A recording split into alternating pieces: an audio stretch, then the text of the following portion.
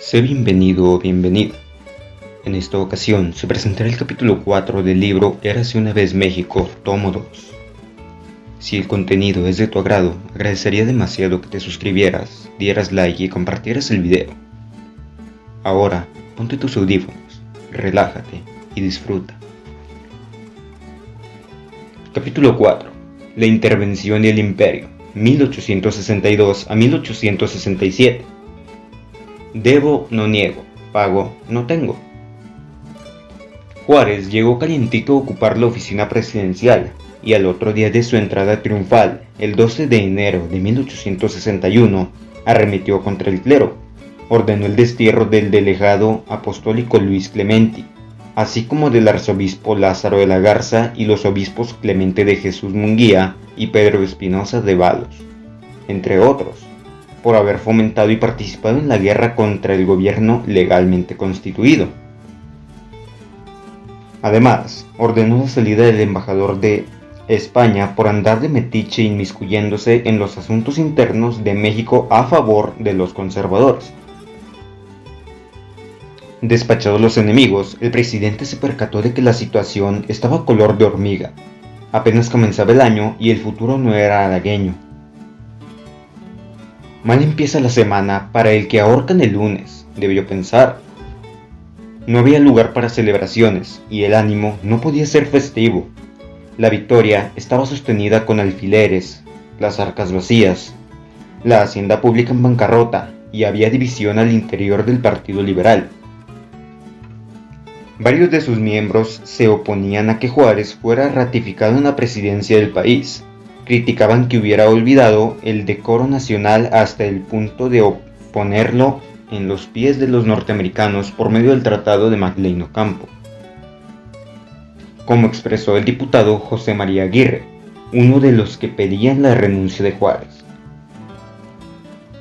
A pesar de las críticas y de la renuncia de varios de sus ministros, Juárez no tenía el santo de las espaldas y la libró nuevamente. En una votación muy cerrada, el 11 de junio de 1861, el Congreso lo ratificó como presidente constitucional, con 61 votos a favor por 55 en contra, para el periodo 1861 a 1865. Pero la victoria de los liberales no significó el aniquilamiento del ejército conservador, y en los siguientes meses varios grupos continuaron en pie de guerra para desestabilizar al gobierno. El general Leonardo Márquez, mejor conocido como el Tigre de Tacubaya, se autodenominó jefe del Ejército Nacional, y con todo cinismo condenó a muerte a Juárez, y todos aquellos que reconocieran su gobierno o colaboraran con él. Así, 3 de sus mejores hombres fueron asesinados en el mes de junio: Melchor Ocampo, Santos Degollado y Leandro Valle. La sangre seguía corriendo, y el país estaba conmocionado.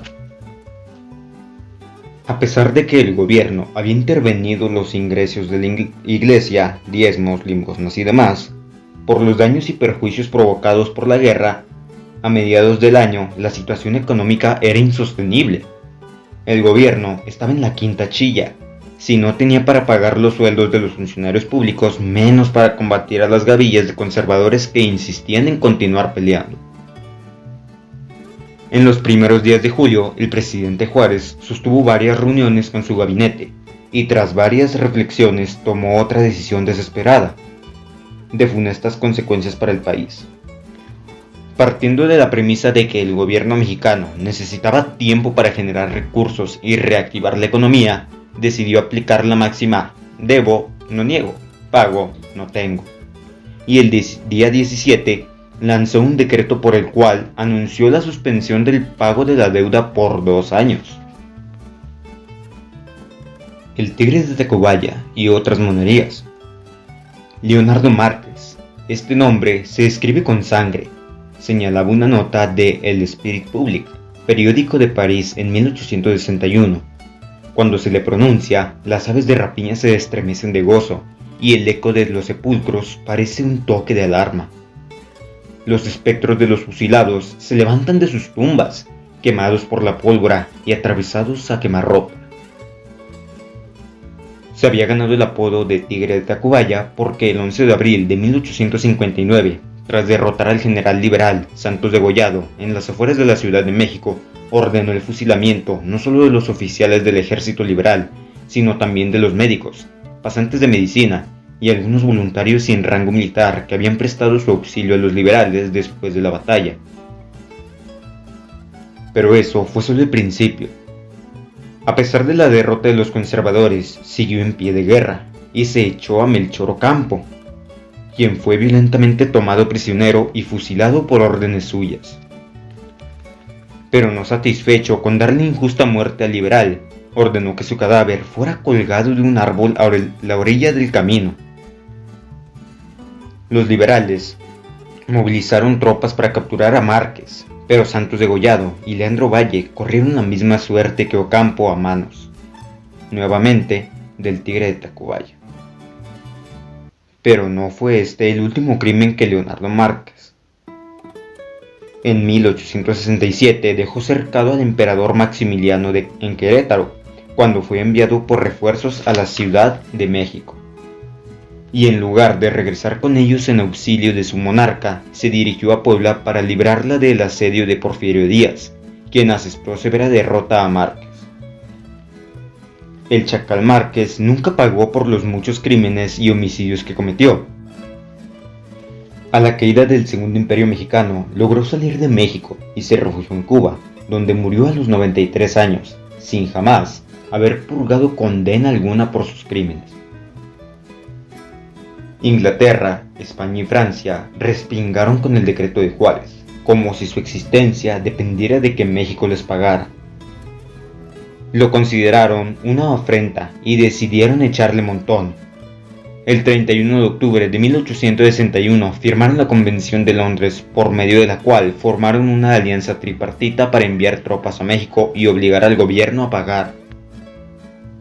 Para no molestar a Estados Unidos, sobre todo para que no fuera a ser efectiva la doctrina Monroe, América para los americanos, los países europeos lo invitaron a que se sumara a la reclamación conjunta, pero el vecino del norte desestimó el ofrecimiento.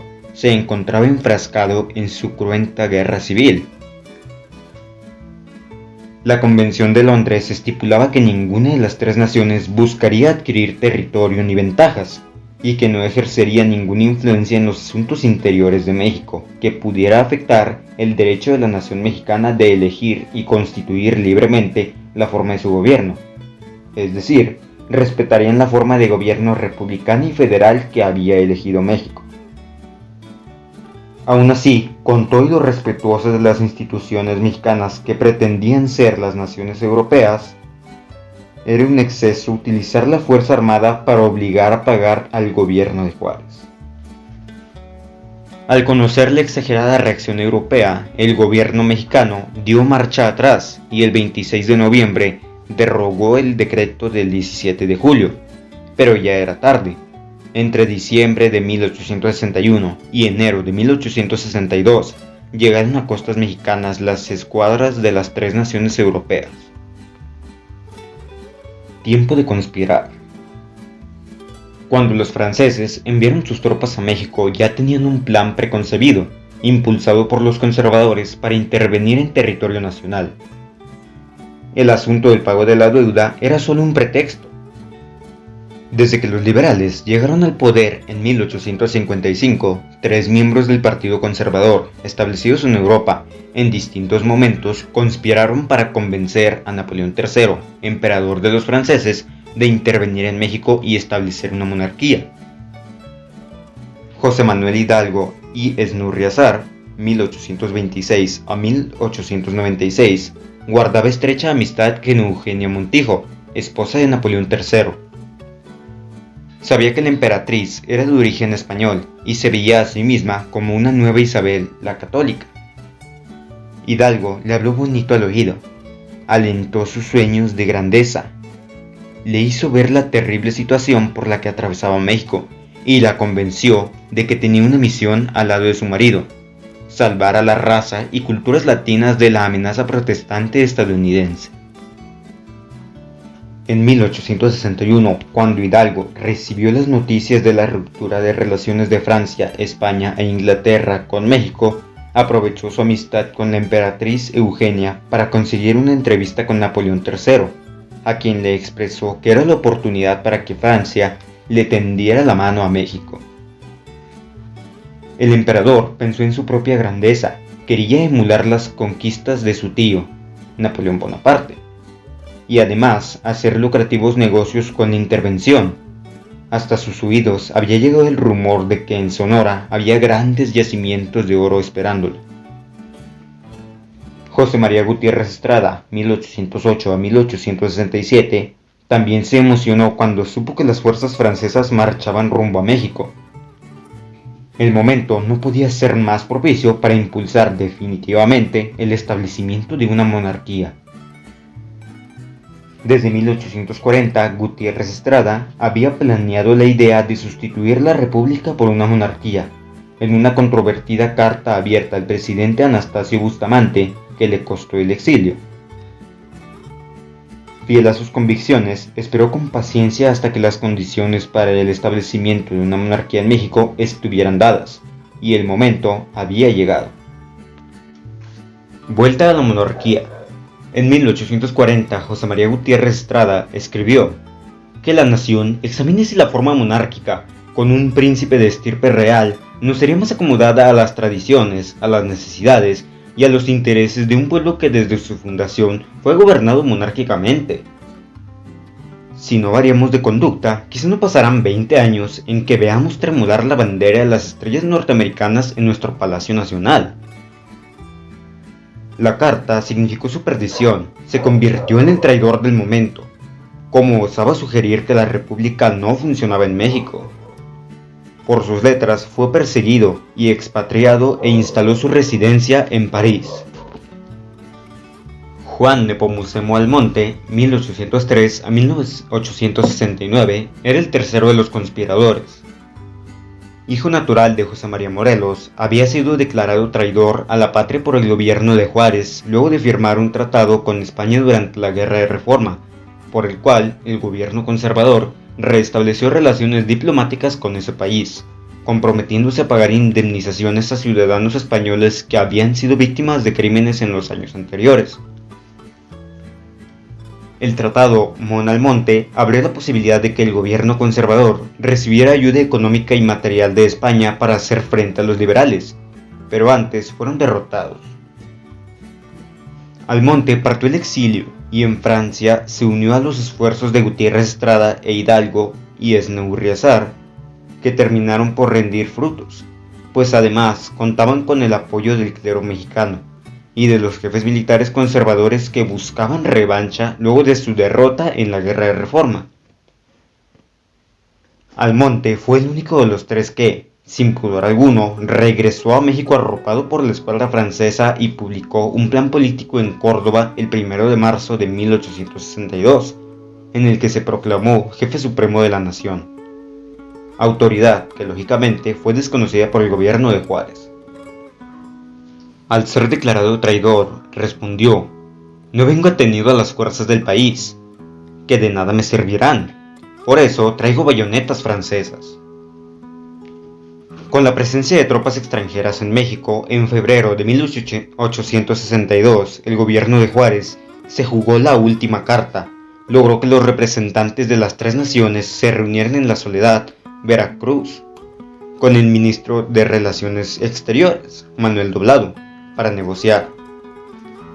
De las conversaciones surgieron los tratados de La Soledad, en los cuales España, Inglaterra y Francia reconocían como legítimo al gobierno de Juárez y se comprometían a no prestar auxilio militar a ninguna facción que estuviera en su contra, clara alusión a los conservadores. También acordaron que no amenazarían la independencia nacional o la integridad territorial, y que el asunto de las deudas sería resuelto por la vía de los tratados. Parecía un triunfo para México, pero pocos días después los representantes franceses sacaron el cobre y mostraron sus verdaderas intenciones. Desconocieron el acuerdo, rompieron la alianza con España e Inglaterra y apoyados por las fuerzas conservadoras, movilizaron sus tropas hacia el centro del país. No obstante que de los tres países, la deuda con Francia era la menor. Alcanzaba casi los 3 millones de pesos, mientras que con España era de 9.5 millones y con Inglaterra de 70 millones. Había comenzado la intervención francesa. El Sol de Mayo. Al menos en el papel, las posibilidades de vencer a los franceses eran nulas. Su ejército llegó a México precedido de una fama que asustaba, por su disciplina y adiestramiento, por sus triunfales campañas en África y Crimea. Era considerado el mejor ejército del mundo. Sus hombres eran profesionales en el arte de la guerra. Para no perder la costumbre, el ejército liberal había sido organizado a las carreras. Lo conformaban los veteranos de la Guerra de Reforma, voluntarios e incluso hombres reclutados por leva. Mal uniformados, mal armados, por la escasez de recursos económicos y sin formación militar, contaban solo con la experiencia adquirida en el campo de batalla en los últimos años. Ignacio Zaragoza se había ganado las estrellas de general a sangre y fuego en la Guerra de Reforma. A sus 32 años, recién cumplidos el 24 de marzo, ya gozaba del reconocimiento público. El presidente Juárez le entregó el mando del Ejército de Oriente en enero de 1862, y una vez que los franceses rompieron los acuerdos, organizó los preparativos para la defensa del país. A unas semanas del primer enfrentamiento entre mexicanos y franceses, la moral de las tropas mexicanas estaba por los suelos. A principios de marzo, la terrible explosión de un polvorín en San Andrés Calchicumula, Puebla, provocó la muerte de más de 1,000 soldados y 25 oficiales de una brigada de Oaxaca que marchaba a incorporarse al Ejército de Oriente. No había esperanzas. El propio Zaragoza describió a Juárez quienes conformaban su ejército: unos ciudadanos que no tienen más bondad que la justicia de su causa, ni más conocimientos militares que el deseo de servir a su patria. Las circunstancias anunciaban la derrota mexicana. Sin embargo, no había tiempo para lamentos. Zaragoza continuó con los preparativos militares y decidió hacer frente a los invasores en Puebla. La ciudad era un punto estratégico en el avance francés hacia la capital del país. Si la plaza caía, el paso hacia la Ciudad de México quedaría franco. Nadie lo sabía entonces, pero el mejor aliado del ejército mexicano era la soberanía francesa. Charles Ferdinand Latreille, conde de Lorences, llegó a México en enero de 1862, con refuerzos para la expedición francesa. El 27 de abril asumió el mando del ejército invasor y un día después derrotó a las tropas mexicanas en las cumbres de Acuatzalcingo. Lorences llegó muy sobradito a las inmediaciones de Puebla, envuelto en laureles de victoria con una experimentada y exitosa carrera militar. Engreído y menospreciando a los mexicanos, incluso veía con desprecio a las fuerzas conservadoras que se habían sumado a los franceses. Tan grande era la soberanía de Lorences que, como si fuera un nuevo Hernán Cortés, en vísperas de lanzar el ataque sobre Puebla, escribió: "Somos tan superiores a los mexicanos en organización, disciplina, raza, moral y refinamiento de sensibilidades, que le ruego anunciarle a su Majestad Imperial, Napoleón III, que a partir de este momento, y al mando de nuestros 6,000 valientes soldados, ya soy dueño de México". El ejército mexicano esperaba en Puebla. En las primeras horas del 5 de mayo, cuando aún no clareaba el día, el general Zaragoza reunió a sus tropas y lanzó una arenga que pasaría a la historia como la proclama al amanecer: "Soldados, os habéis portado como héroes combatiendo por la reforma. Vuestros esfuerzos han sido coronados siempre del mejor éxito, y no una, sino infinidad de veces habéis hecho doblar la cerviz a vuestros adversarios.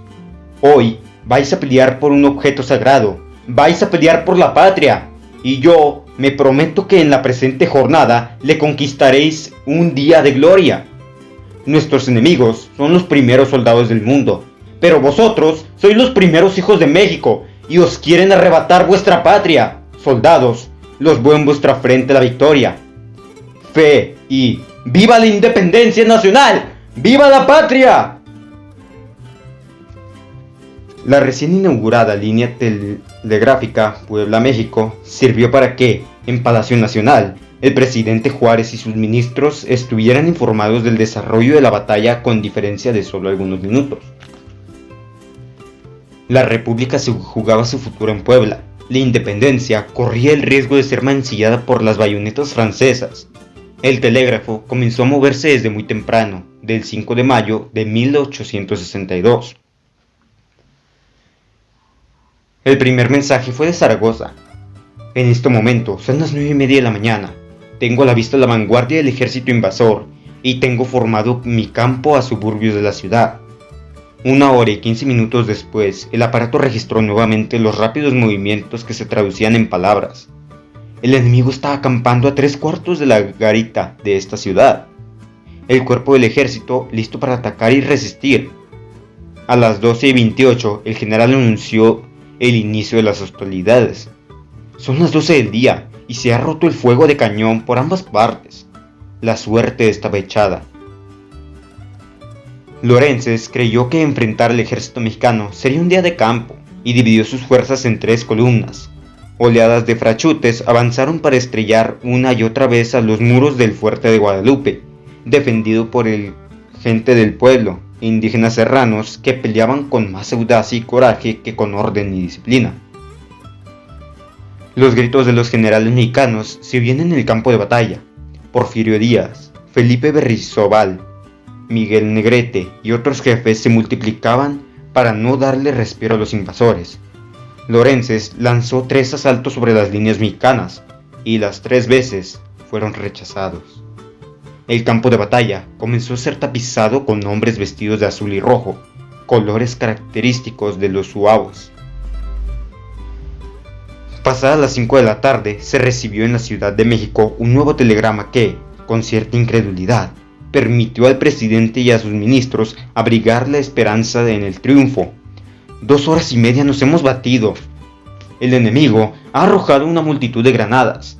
Sus columnas sobre el cerro de Loreto y Guadalupe han sido rechazadas y seguramente atacó con 4,000 hombres.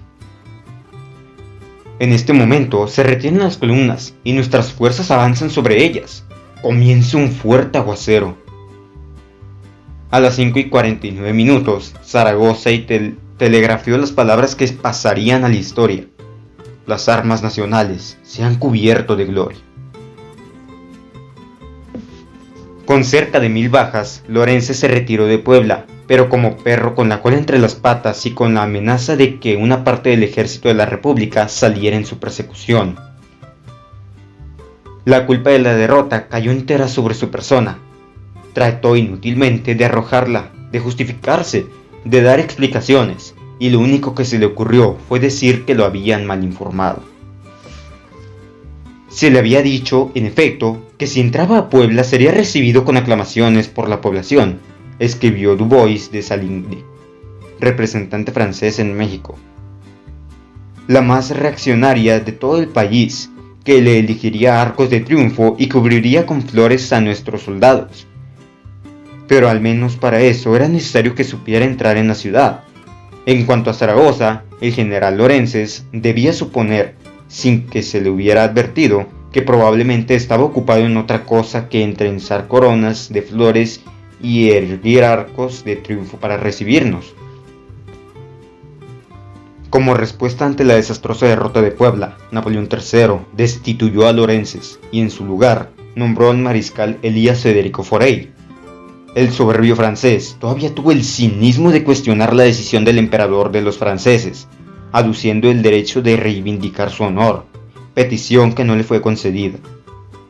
El 17 de diciembre de 1862 salió del país para siempre. El imperio contraataca. Glorioso triunfo. Así se refirió Zaragoza a la victoria. La euforia era tan grande como la incredulidad. Parecía inverosímil, pero los cadáveres de franceses regados en el campo de batalla, las bayonetas y fusiles abandonados, El silencio que siguió luego de horas de fuego de artillería y los daños causados en el fuerte de Guadalupe no dejaban lugar a dudas. El mejor ejército del mundo había sido derrotado en Puebla. Quemar Puebla. A pesar de la victoria, Ignacio Zaragoza sentía un repudio por la sociedad poblana. Sabía que apoyaba las ideas conservadoras, que veían con buenos ojos la intervención francesa y soñaba con una monarquía.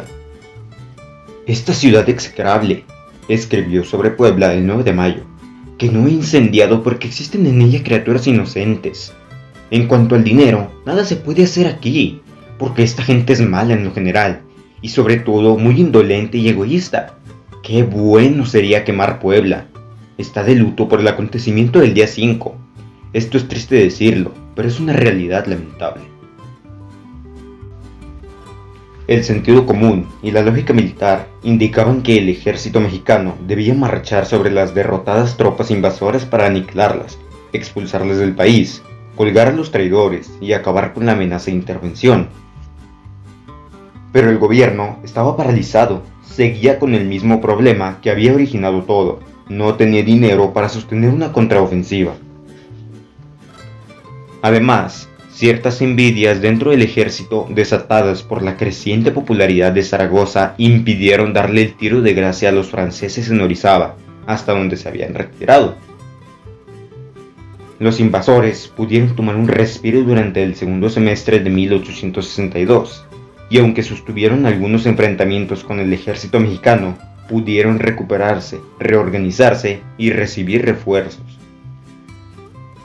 Durante el resto de 1862, Zaragoza no cejó en su mayor obsesión: solicitar recursos económicos y una y otra vez, casi como una caridad. Pero la división política al interior del gobierno tampoco ayudó a la causa de la República. Juárez enfrentó a la renuncia de algunos de sus principales ministros, como a Manuel Doblado, la falta de cooperación de distintos estados de la Federación, y tuvo que destinar tropas a los magros recursos con que contaba para sofocar levantamientos armados en otros puntos de la República, como el de Manuel Lozada en la Sierra de Aldica. De manera inesperada, el general Zaragoza falleció el 8 de septiembre de 1862, víctima de tifo. Su muerte cayó como una losa sobre la moral del ejército mexicano. Lo que no pudieron hacer las armas invasoras lo hizo una enfermedad. Con su muerte se desvaneció también la posibilidad de enfrentar a los franceses antes de que llegaran sus refuerzos. Se abrió entonces un largo compás de espera. Entre septiembre de 1862 y marzo de 1863, el gobierno mexicano vio con impotencia cómo desembarcaban refuerzos franceses en Veracruz, hasta sumar 28,000 hombres, enviados por Napoleón III, quien estaba dispuesto a levantar su maltrecho honor imperial. A los invasores se sumaron 6,000 soldados del ejército conservador. Con todo, resultaba increíble que un país con 8 millones de habitantes estuviera a merced de un ejército de casi 35,000 hombres. El nuevo general en jefe de las fuerzas francesas en México, el mariscal Forey, no quiso cometer el mismo error que Lorences. Se tomó su tiempo y en los primeros meses de 1863 trazó su plan de ataque. Sabía que lo más granado del ejército mexicano se estaba concentrando en Puebla, por lo que decidió marchar sobre la ciudad y ponerle sitio, siguiendo el principio casi infalible de plaza sitiada, plaza tomada. Héroe desconocido. Su memoria quedó guardada en las ruinas de Puebla. La historia del general Epitacio Huerta, 1827 a 1904, comenzó en el sitio que pusieron los franceses en 1863, pero se extendió hasta Europa en un periodo de sinsabores y angustias. El mariscal Elías Federico Forey, general en jefe de las fuerzas invasoras, envió a los oficiales mexicanos que habían caído prisioneros en Puebla un documento para que firmaran, bajo la palabra de honor, no volver a inmiscuirse en hechos de guerra. Muchos oficiales mexicanos, indignados, se negaron a firmar la sumisión. El 23 de julio de 1863, Epitacio Huerta y cerca de 530 prisioneros más fueron llevados a Veracruz para ser embarcados en el Darien rumbo a Francia. Los prisioneros fueron separados en grupos al llegar a París y confinados en diferentes lugares. El gobierno francés hizo un intento más para que los prisioneros firmaran la sumisión. Quienes la aceptaron fueron embarcados de regreso a México, pero aquellos que antepusieron el amor a la patria fueron el martirio y fueron sometidos con mayor severidad a maltratos físicos y morales. El dinero mensual destinado para la manutención de los prisioneros era insuficiente, por lo que los oficiales mexicanos estaban condenados al hambre y la desnudez si el gobierno mexicano no los socorría. Epitacio Huerta se puso en contacto en numerosas ocasiones con el gobierno republicano que combatía la intervención. Relató una y otra vez las precarias condiciones en las que él y sus compañeros se encontraban, pero dadas las circunstancias por las que atravesaba el país, ningún reclamo por el abandono sirvió para que recibieran ayuda. Tuvieron que arreglárselas solos.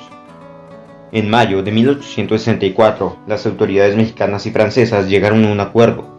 Todos los prisioneros debían quedar en libertad, solo que esta vez debían permanecer en Francia como refugiados políticos, sin trabajo, sin manutención y sin derecho al pasaje de regreso a México. Como pudo, el general Ignacio Huerta logró reunir recursos para volver al país con la intención de continuar la lucha. Pero su regreso se manifestó en contra de que Benito Juárez extendiera su gobierno en 1865, por lo cual permaneció en Estados Unidos hasta enero de 1868, meses después de la caída del imperio. El ejército republicano, bajo el mando del general Jesús González Ortega, quien ocupó el lugar de Zaragoza, volvió a batirse con bizarría frente a los 28,000 hombres que cercaron la ciudad desde el 16 de marzo de 1863. La resistencia de los 14,000 soldados mexicanos fue obstinada, y cada centímetro de terreno arrebatado por los franceses significó docenas de vidas.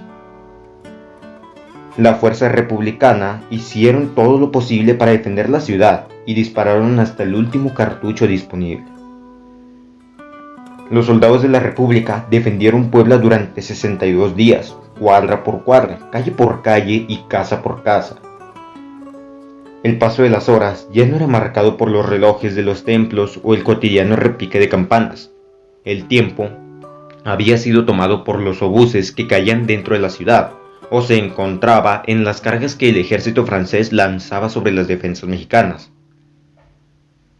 Para los sitiados, el tiempo significó la derrota. Sin posibilidad alguna de recibir suministros de la capital del país, el general en jefe Jesús González Ortega prolongó la defensa tanto como fue posible, pero el 17 de mayo de 1863, de acuerdo con sus generales, tomó la drástica resolución de entregar la plaza, ordenando a los soldados destruir su armamento. Puebla se había rendido. Próxima parada del ejército invasor, la Ciudad de México. La República Peregrina. La mañana del 30 de mayo de 1863, la capital de la República mostraba una actividad inusitada. Las sedes de los poderes de la Federación, las oficinas del gobierno y hasta los domicilios particulares rompían con su rutina cotidiana. La gente empacaba objetos, cargaba cajas, disponía equipajes. Incertidumbre, temor y un ánimo sombrío se respiraban en cada rincón de la ciudad. Para algunos, los menos, se aproximaban tiempos mejores con la llegada del ejército invasor. Para la mayoría, había llegado el momento de defender la República y repudiaban a los traidores. La situación no podía ser peor. La ocupación de la Ciudad de México por las fuerzas invasoras era inminente. El 29 de mayo, Juárez expidió un decreto anunciando el traslado de los poderes de la Federación a la ciudad de San Luis Potosí. A partir de ese momento, la Ciudad de México fue un caos. Junto con el gobierno, se dispusieron a marchar decenas de ciudadanos que comulgaban con las ideas republicanas y rechazaban abiertamente el establecimiento de una monarquía sostenida por las bayonetas francesas. La Ciudad de México vivía un éxodo. El 31 de mayo, Antes de partir hacia San Luis Potosí, el presidente asistió a una clausura del periodo de sesiones del Congreso de la Unión, donde advirtió: el gobierno sostendrá la voluntad del pueblo mexicano, manteniendo a todo trance incolume su autonomía y sus instituciones democráticas. Al caer la tarde, el convoy con el gobierno republicano dejó la ciudad. Contrariamente al sentimiento de tristeza que había invadido la ciudad en los últimos días, la gente se volcó a las calles para despedir al gobierno de Juárez. Entre cuetones y aplausos, vivas y lágrimas, el carruaje negro del presidente, seguido por una gran multitud y un importante contingente militar, se perdió en la lejanía. Juárez no había arrojado por la población de la capital, escribió el conde Émile Queralt. El jefe del estado cedía la plaza a la fuerza, pero sin compromiso. En su retirada llevaba consigo el poder republicano, pero no lo dejaba caer de sus manos. Estaba encorvado, pero no abdicaba. Tenía la obstinación del derecho. Ese fue, durante 4 años, el secreto de la fuerza o inercia o de la resistencia del viejo indio. Al retirarse de pueblo en pueblo, sin hallar jamás a su paso un traidor y un asesino.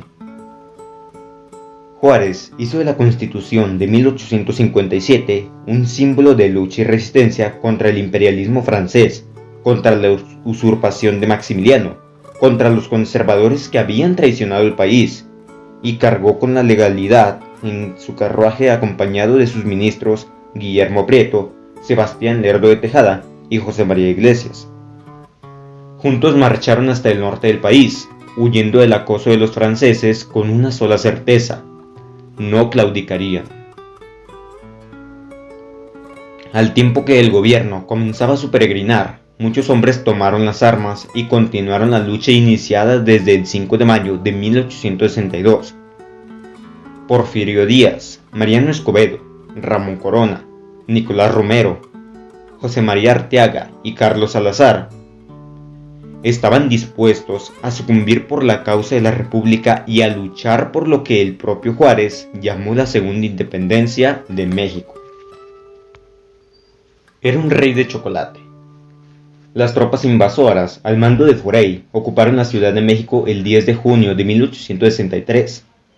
Parte de la sociedad, representada por un rimbombante junta de notables, recibió a los franceses con beneplácito y entregó las llaves de la ciudad a su general en jefe.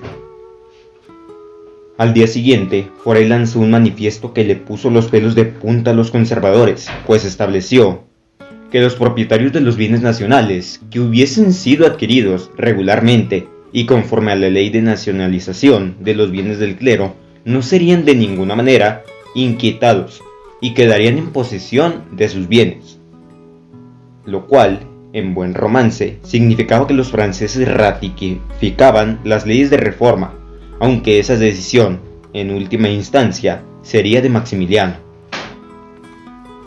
En las siguientes semanas, la Junta de Notables, con esos aires de superioridad moral e intelectual tan característicos de los miembros del Partido Conservador, desecharon la forma de gobierno republicana y establecieron que la nación mexicana adoptaría la monarquía moderada, hereditaria, con un príncipe católico, que el soberano sería llamado Emperador de México y que la corona imperial de México sería ofrecida al príncipe Maximiliano, archiduque de Australia, para sí y sus descendientes.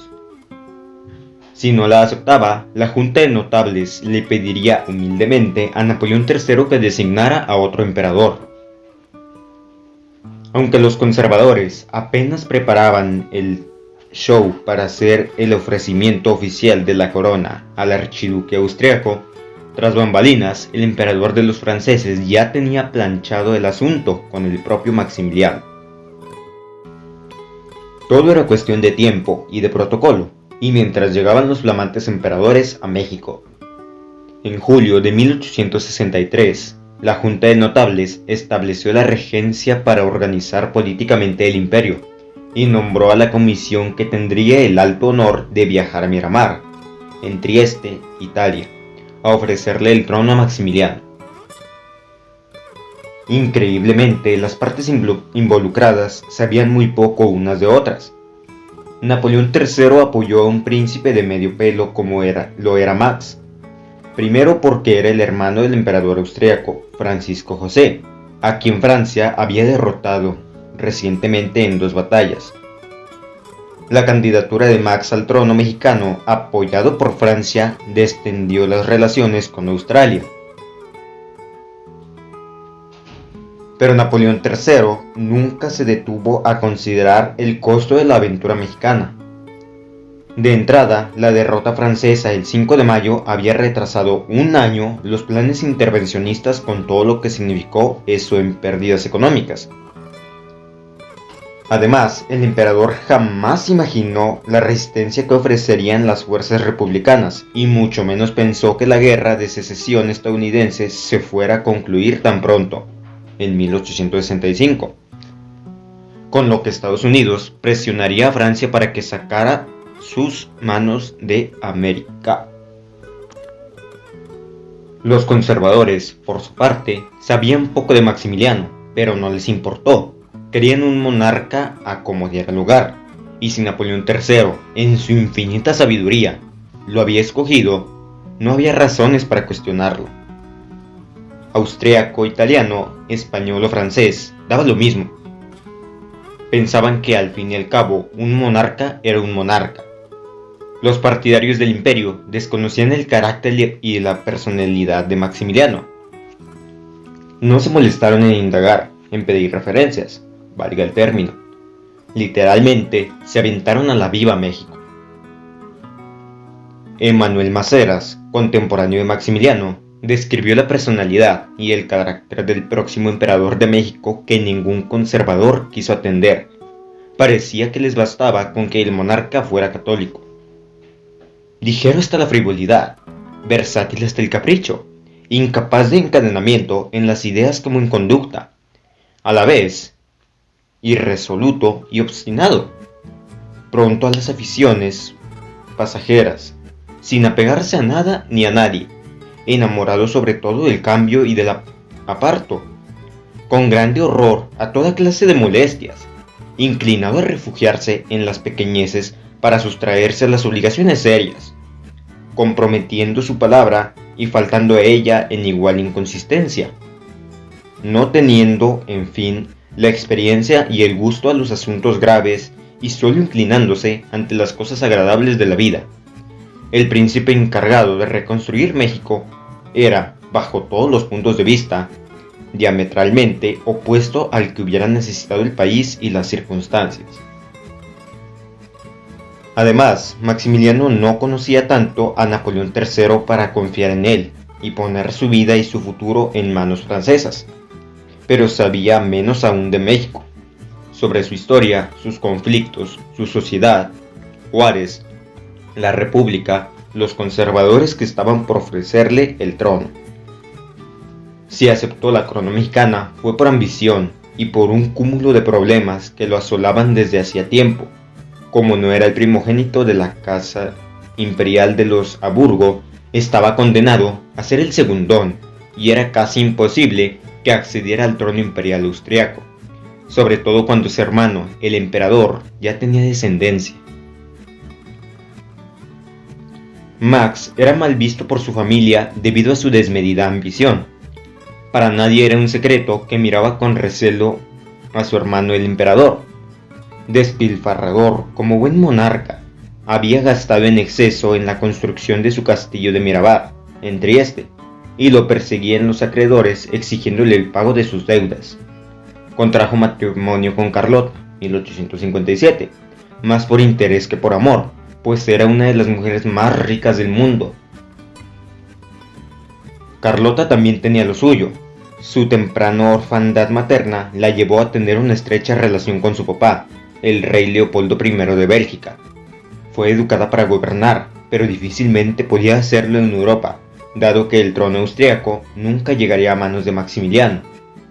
Así que cuando Napoleón III les ofreció un imperio en América apoyado por Francia, les brillaron los ojitos, y Carlota no permitió que las dudas llevaran a Maximiliano a rechazar el trono, aunque fuera mexicano.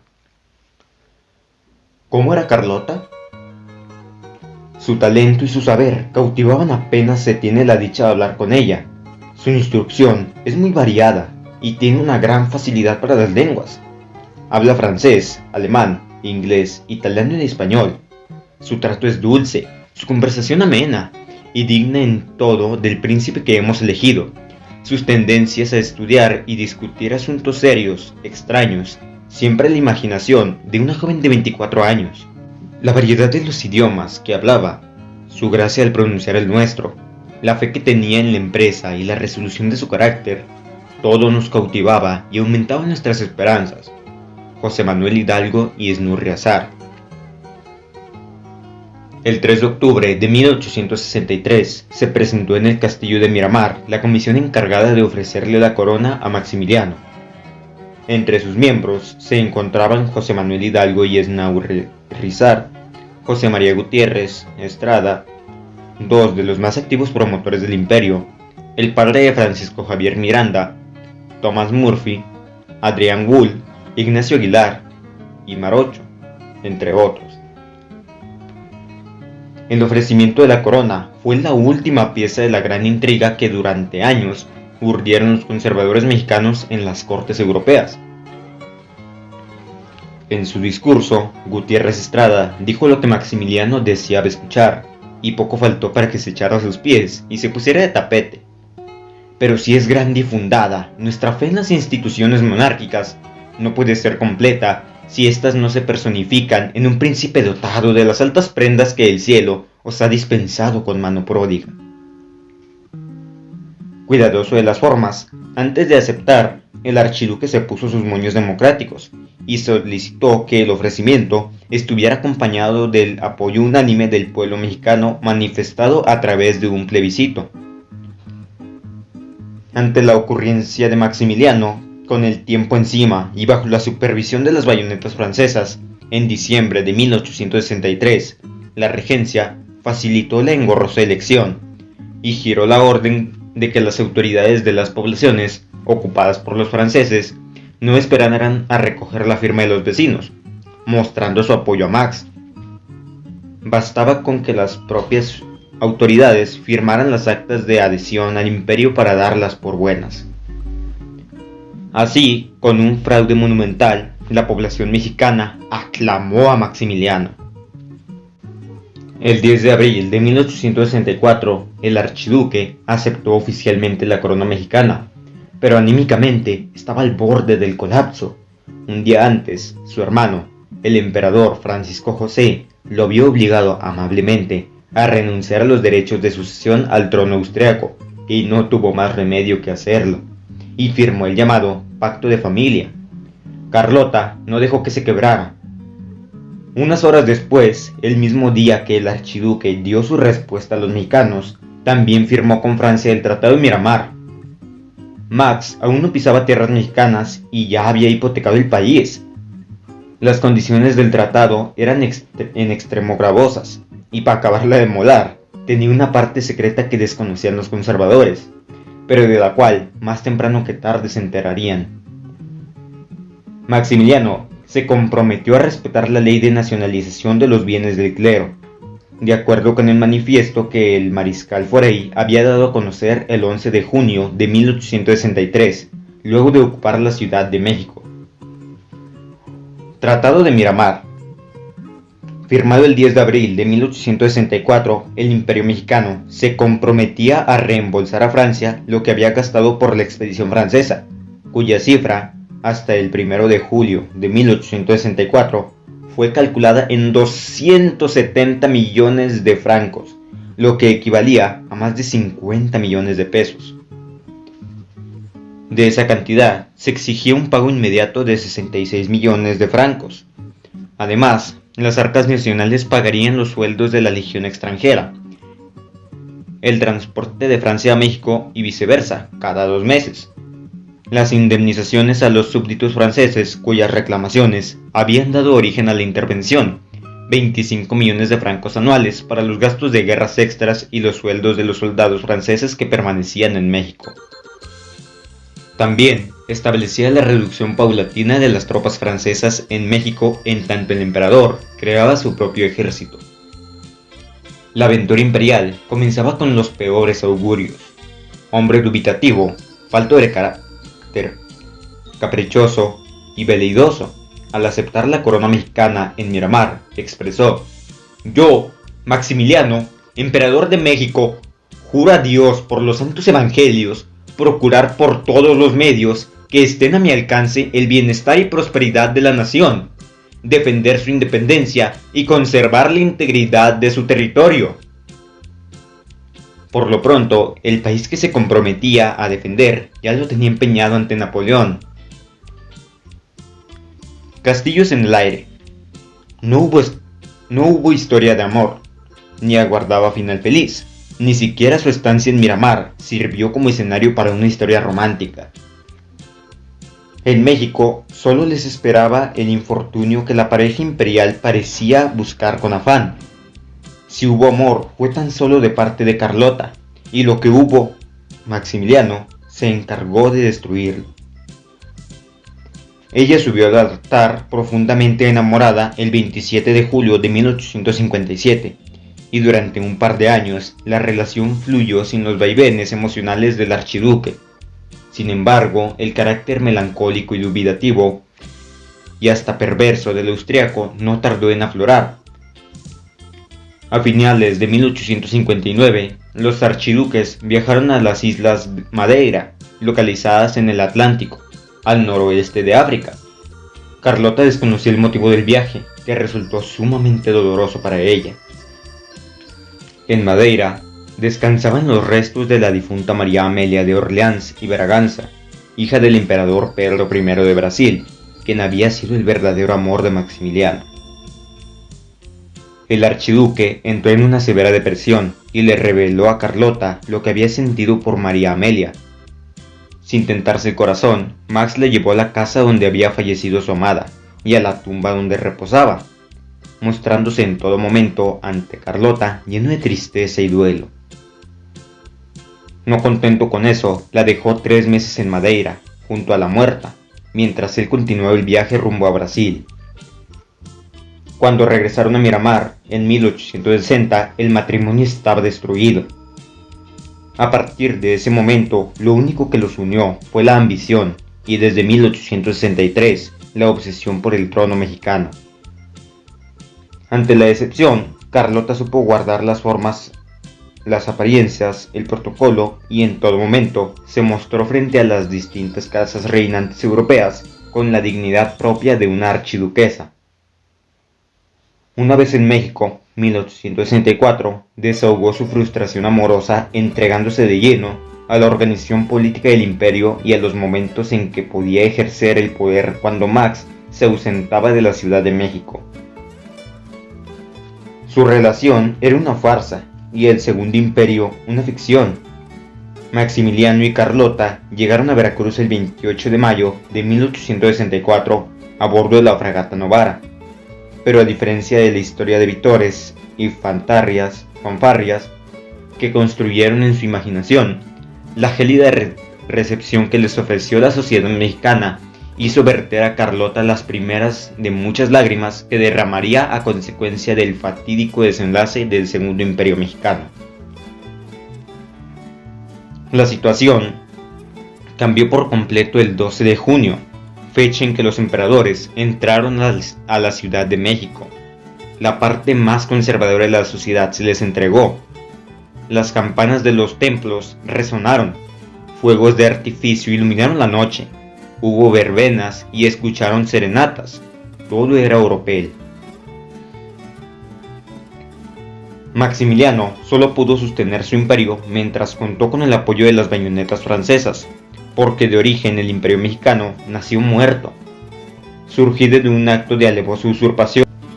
Maximiliano nunca pudo remediar los graves problemas que aquejaron a su gobierno, problemas que no eran distintos de los que la República había enfrentado: bancarrota, levantamientos armados, economía paralizada, inestabilidad política. A esa problemática había que agregar la que el propio Maximiliano generó, la falta de descendencia.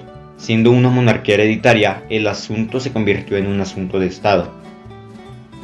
Los pleitos que pronto surgieron con la Iglesia Católica, las diferencias que tuvo con el general en jefe de la expedición francesa, Aquiles Bazaine, y la empecinada resistencia del ejército republicano que se multiplicaba por todo el territorio nacional.